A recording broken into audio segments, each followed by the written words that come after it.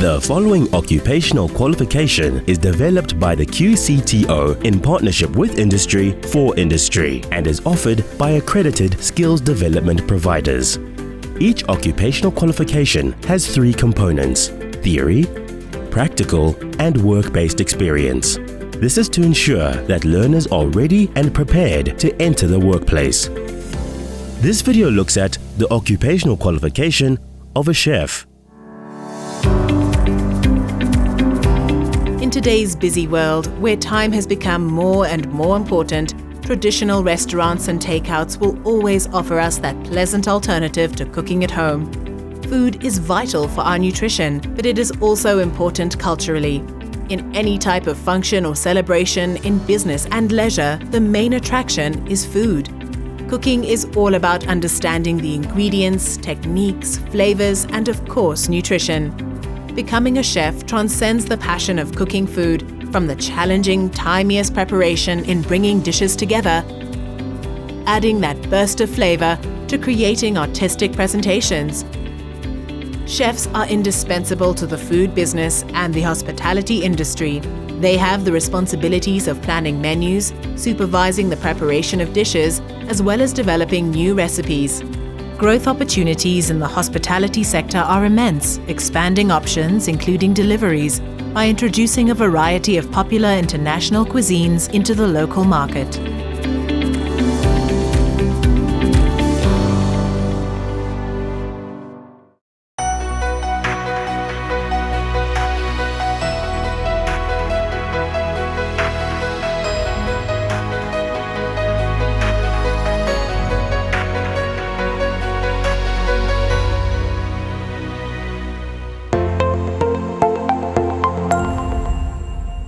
I've been a chef going now into 14 years, but food has always been part of my life. Growing up in a very large family on a farm, surrounded by fresh produce daily, every family event or function, or just even a normal meal at home. And that's where my passion and love for food started.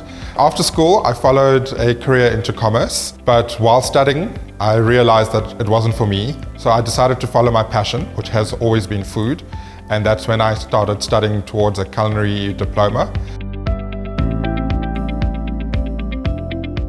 A typical day in the kitchen would start off with the chef preparing, going through the menu for the day, taking out the relevant produce that he requires, the quantities that he requires, and he then preps it, leading on to service time where the food then needs to be presented to the diners or the guests.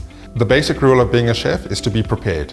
To be prepared in terms of what you're doing for the day, but also to be prepared for any last-minute changes. So the avenues of a chef are endless. For example, a production chef who's responsible for mass catering, as we would refer it to. You then can go into fine dining, which is the total extreme of a production chef, where it's very focused on the attention to detail, where a guest is willing to pay for that experience. You can then become a hotel chef, and that is an all-rounded chef because you need to be able to do breakfast service, lunch service, dinner service, room service, as well as any other event that the hotel might host. And there's a huge demand for pastry chefs because that's a skill that is very niche. And then beyond that, you can also go into consulting. So you can become a consultant chef. And then of course, it all begins by learning, and you can go into culinary education. The instruments for a chef are endless, but the basic instrument that you would need is your chef's knives. However, there are numerous tools that are there for very versatile functions in the different aspects of being a chef. So for example, a palette knife will be used mainly by a pastry chef because those palette knives are used for icing of cakes and spreading out desserts, etc. So there are very different and very exciting tools out there that chefs can use. So on a daily basis, you deal with a huge range of people and teams. In most areas, there is management involved. So in a hotel, there would be management. In a production kitchen, there would be what we term a front of house manager.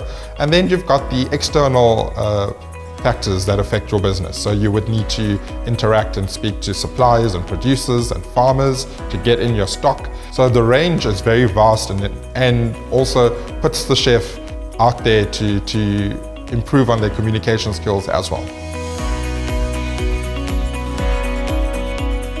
Looking back now, I have no regrets about changing my career. I'm in a very happy space at the moment. I think I've made the best choice of becoming a chef.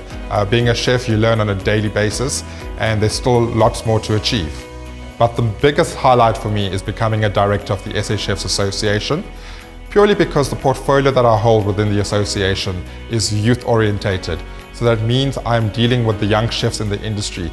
This is my way of giving back, my way of mentoring young chefs to come up in the industry and leaving a legacy for our chefs to come.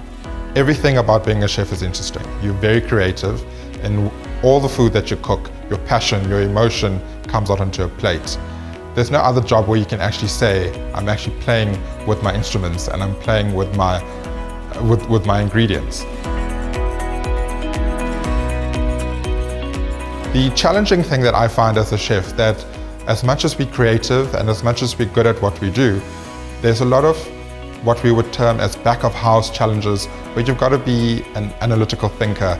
You've got to control your costs, because at the end of the day, you are a creative chef, but you're also a business person. Also being a manager to staff. So there is a lot of the admin roles that are involved in becoming a chef, and to some that could be challenging. A chef can aspire in many aspects within the field, like becoming a competition chef. By entering culinary competitions, you're also rewarded for all your hard work by getting bonuses within your various fields, being a restaurant chef or a hotel chef. So you need a basic understanding of food. You need to have cooked. There are two ways of getting a chef diploma or qualification.